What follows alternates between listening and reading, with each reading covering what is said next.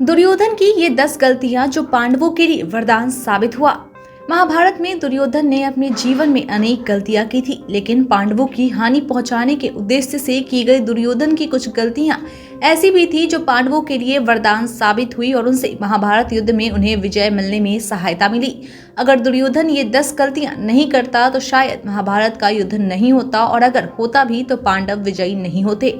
आइए जानते हैं कि दुर्योधन ने पांडवों को नुकसान पहुंचाने के लिए वो कौन सी गलतियां की थी जिससे पांडवों को बाद में बहुत लाभ हुआ और दुर्योधन को नुकसान उठाना पड़ा। बचपन की एक घटना यह है कि दुर्योधन ने भीम को खीर में जहर मिलाकर धोखे से खिला दिया और उन्हें गंगा में फेंक दिया। गंगा में बहते हुए भीम नागलोक में जा पहुंचे और वहां उनकी भेंट नागराज से हुई। जब वह नागराज से उनका परिचय हुआ तो पता चला कि वे रिश्ते में भीम के नाना हैं।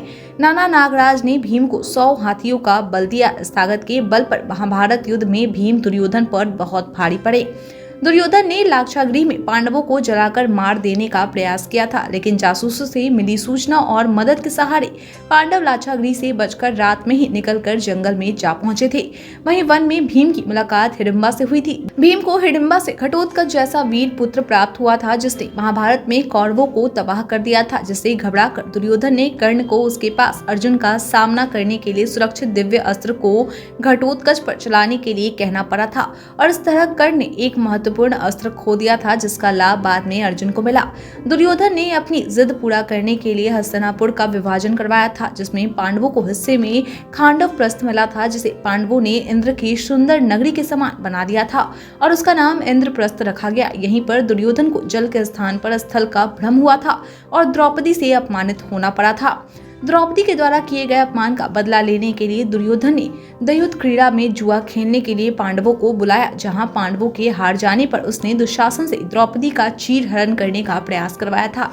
चीरहरण की इस घटना के चलते दुर्योधन ने कई राज परिवारों का विश्वास खो दिया और वे सभी दुर्योधन का साथ देना छोड़ दिए।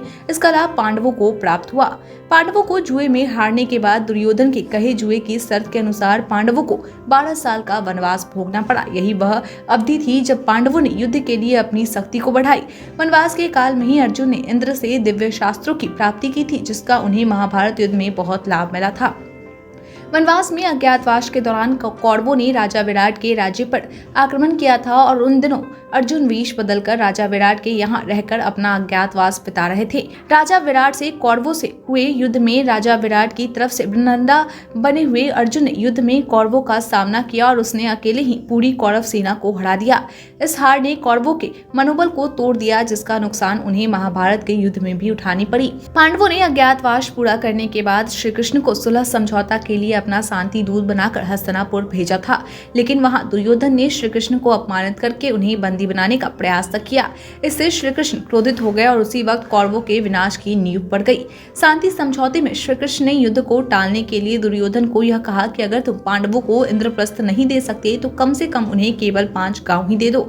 लेकिन दुर्योधन ने फिर भी क्रोधित होकर कहा कि बिना युद्ध के वो 5 गांव तो दूर, एक सुई की नोक के बराबर जमीन भी पांडवों को नहीं देगा।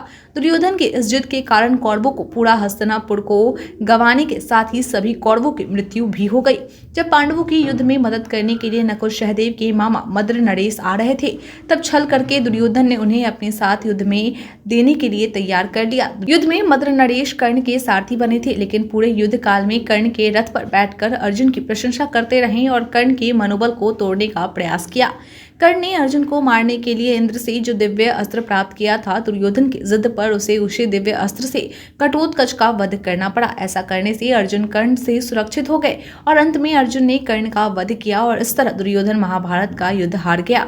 महाभारत में दुर्योधन के द्वारा की गई इन सभी बड़ी गलतियों को जानकर आपके क्या विचार है, कमेंट करके जरूर बताएं। आज के लिए इतना ही, धन्यवाद।